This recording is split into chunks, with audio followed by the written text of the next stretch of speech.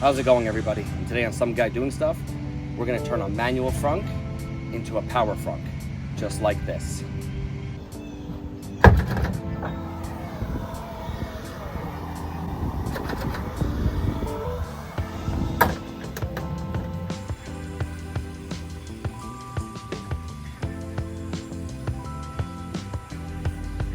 All right, so the first thing you want to do is clean out your frunk, make sure there's nothing in it, get rid of any mats or anything you might have put in there off to the side.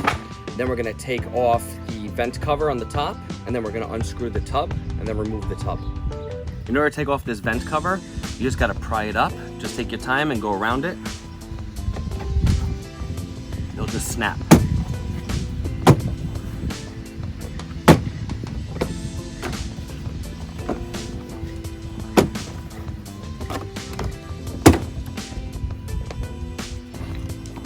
All right, now you're just gonna remove your air intake cover over here, and it just pops up as well. Just gotta lift it up. Just like that. Okay. In order to remove the frunk, the well inside, you need a 10mm and go around to all the bolts. On my Model 3 Highland, I see about 6. You got one here, one there, one right there, one there. Then I saw this lid here.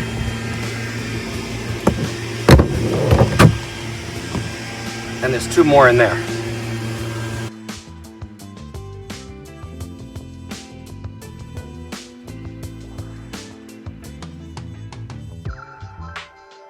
So I just wanted to say, don't forget to like, subscribe, and ring the notification bell. Now we got to remove this right here. Be careful, there is a wire attached. This is for the emergency release of the trunk, just in case somebody's in here in this tiny little area. So you might be saying, how do I get this thing out? So the top part here lifts out and then it just lifts up.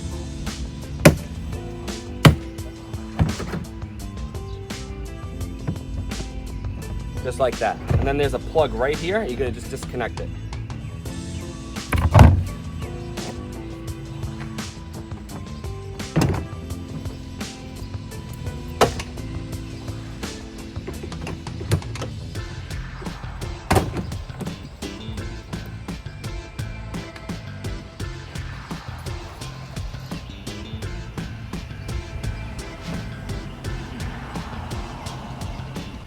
All right, so the next step we're gonna do now is we're gonna remove the struts on the side. And I want you to see right here on the bottom strut, there's like a groove right here. You're gonna stick a very small flathead screwdriver in, and you're gonna pull this out, and then the strut should slide right out. It's gonna be the same thing up here on the top. You're gonna put it into the groove, and you're gonna pull it out, and then you're gonna just yank out the whole strut. I'll show you up close once I get it out. I recommend putting a towel down so you don't scratch your car as you're leaning on it.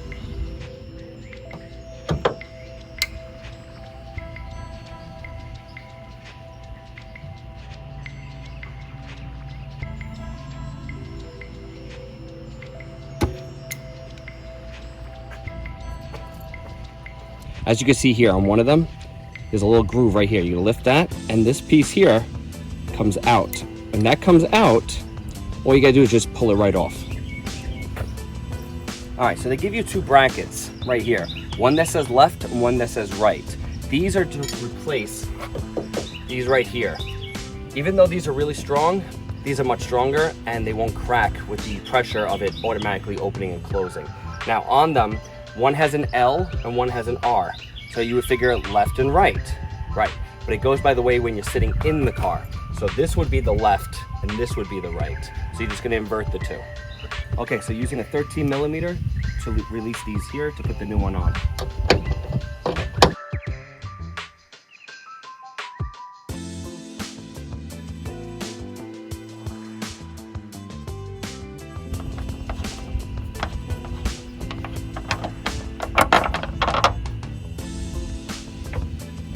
Okay, you always want to hand tighten first, then you're going to use the wrench.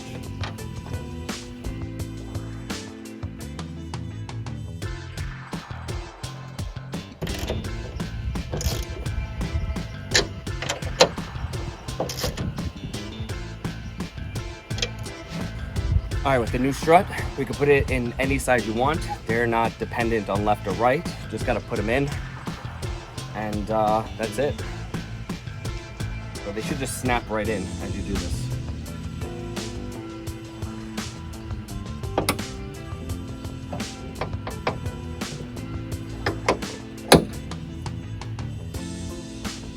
There we go, that's one, nice and easy.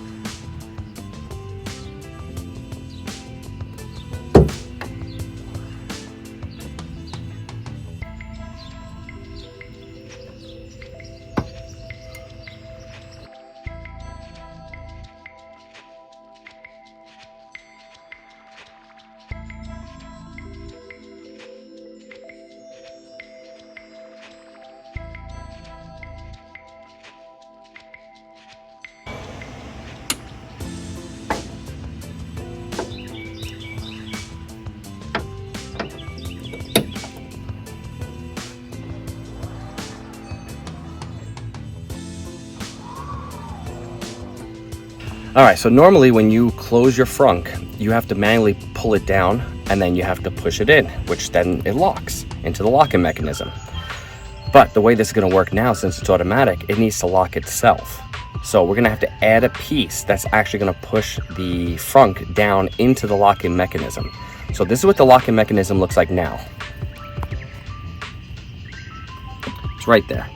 And what I'm gonna also do is, just so we can align it properly, we're gonna mark all around it, either with tape or a marker, depending on how bright my marker is. This way we put it back in the exact same spot. This is the piece that we're gonna add to it. And this little hook here, what it's gonna do is gonna do the opposite of what the locking mechanism already does, where when you push it down, it locks, and then when you unlock it, it just pops it open. This will actually pull it down in order to lock it for you.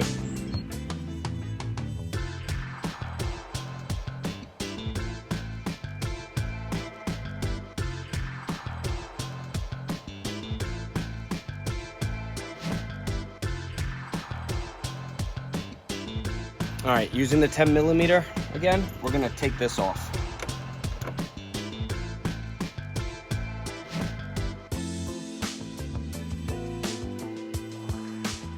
So on the locking mechanism, there's like a little red tab. You're gonna pull that tab out so you can pull out the plug for the power, so we can add in this other bracket to it. Plug is out. So on the other side, there's this spring. We're gonna remove this spring, and we're gonna put the other piece over here behind it. And this ball, where this little black handle is gonna go right here on this, and then underneath the spring. And then you're gonna put the spring back on. By doing that, it will actually pull the locking mechanism back to the closing position. So this spring over here, you're actually gonna pull it this way from the bottom, and be careful because it will spring back. Like that, nice and easy. And you can pull it out, just like that. Put it somewhere safe. Grab your new locking mechanism. You're gonna put it behind, just like that. But be careful of these metal prongs over here.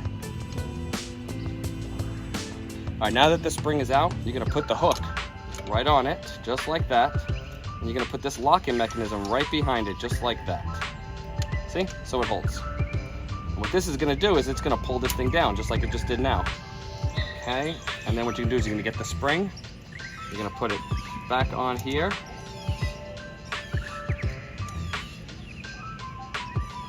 This side first.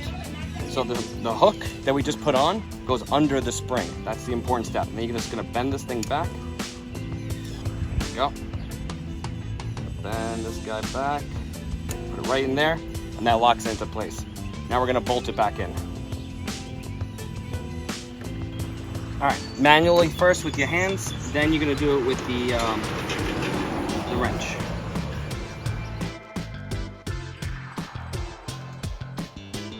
All right, as you can see you have a lot of wiggle room. It goes up and down. That's why we marked it with tape.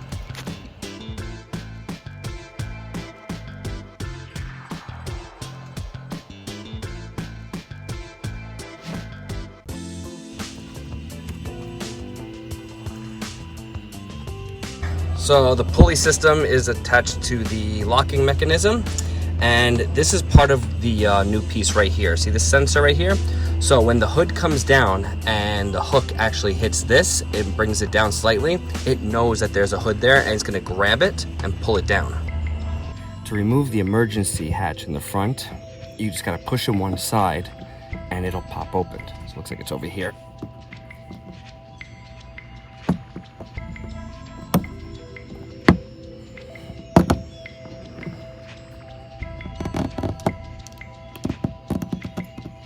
All right, for the emergency release, I put a fishing wire through here, and you don't want to go through there. You actually want to go below.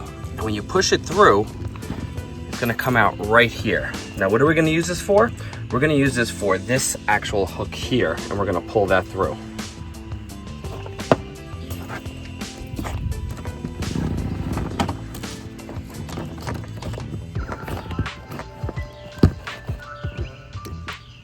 So now we gotta do some wiring, and here's the wiring harness for everything. It seems like a lot, it feels like a lot, and hopefully I don't get confused. But I don't like the way the wires and the struts are going.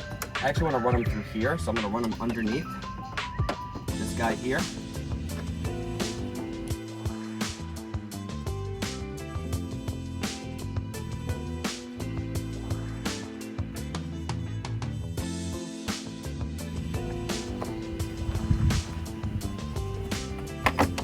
Alright, so we're going to use the short end where I'm going to keep the controller box, which I'm guessing I'm going to keep it right here on this side. So at that point, I am going to plug in this here. Now you can't make a mistake. Plugs only fit inside the corresponding plug. There's no two plugs alike, unless you're talking about the struts.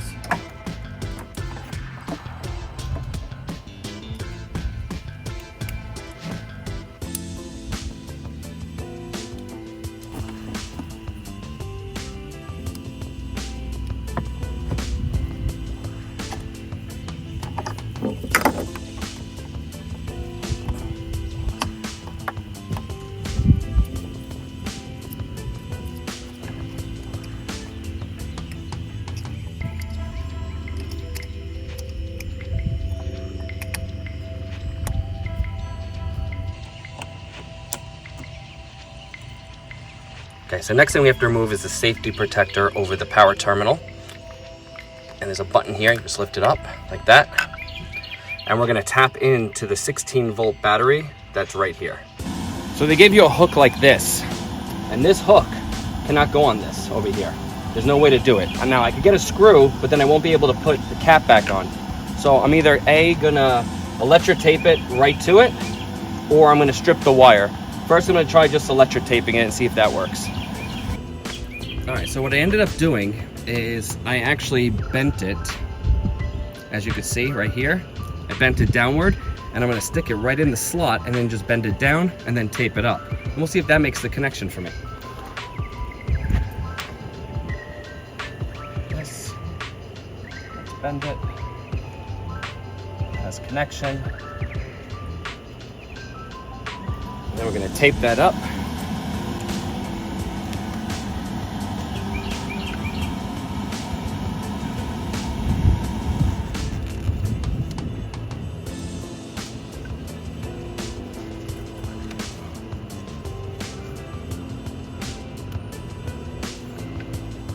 All right, we got the last wire right now. It's a ground wire.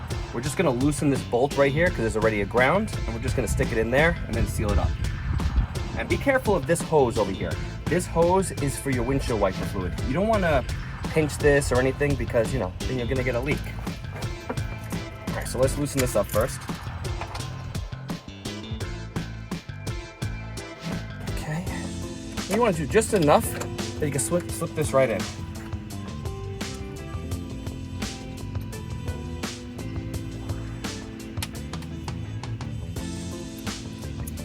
Now when you're tightening it, make sure you hold the cable because it will come loose. That's not going anywhere. So before I plug in the power for everything, I tied a string to the release mechanism in the lock, just in case for some reason it goes down and it won't open up. Fingers crossed. Okay, so now we're gonna plug in the control unit and we're gonna see if we get power. All right, control unit's in.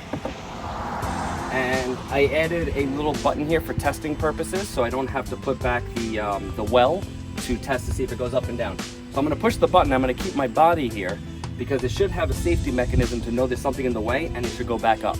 So here we go, moment of truth. I got a light on this button, which means we're getting power to it. Here it comes, keep my body here.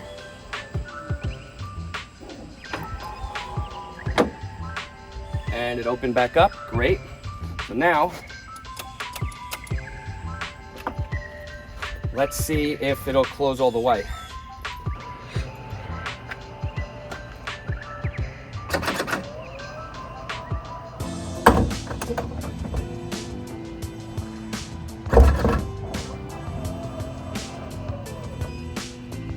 So I just finished cable tying everything and I still got to cut the zip tie tips off. Hopefully everything fits well when I put the tub back in. I did test it a few times to make sure that the tub did fit, but now that everything's tied down, I got to make sure again that nothing's too tight. So either way, let me show you where I did all the cable ties. So as you could see, I left all the zip ties long because I'm going to cut them now, but I wanted to show you where they were. So over here is the strut on the left side, or I should say passenger side at this point. I have the power cable there with the fuse right there, and then I taped it up since it's right next to the lithium-ion battery. The control module, I have it right there zip tied up with some cabling right behind it. Down here is the other strut as well, which I taped and zip tied. I have the motor for the catching of the hood, which brings it down right here. I used double-sided Velcro tape and zip tied it as well. And the other strut is coming, this strut over here. I have it running under this rubber piece here, this rubber gasket. And then I have it coming down alongside, and then it comes up over here where the zip tie is, and then back around looping, which is zip tied right there.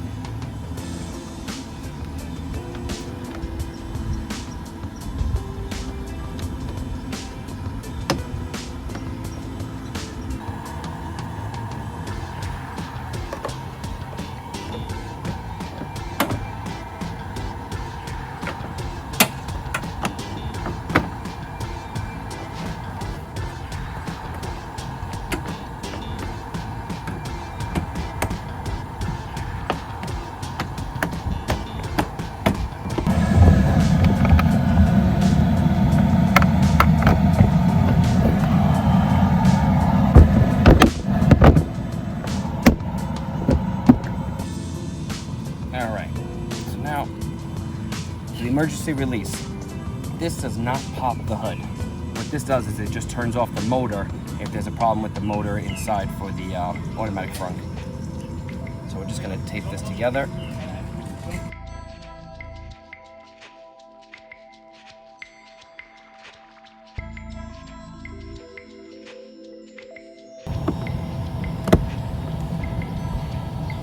So everything is back inside the car and back together. All the wires are nice and neat. You could do this from your watch, you could do it from your phone, you could do it from inside the car as well. All you have to do is just press the open frunk button and it'll either open or close depending on the state it's in at the moment. So right now I'm just going to hit open, which technically it's going to close it. There we we go. Everything's nice and aligned. Perfect in the front too. We're gonna open it again. There you go. So I just wanted to say, don't forget to like, subscribe, and ring the notification bell if you want more videos like this. Thank you and have a good day.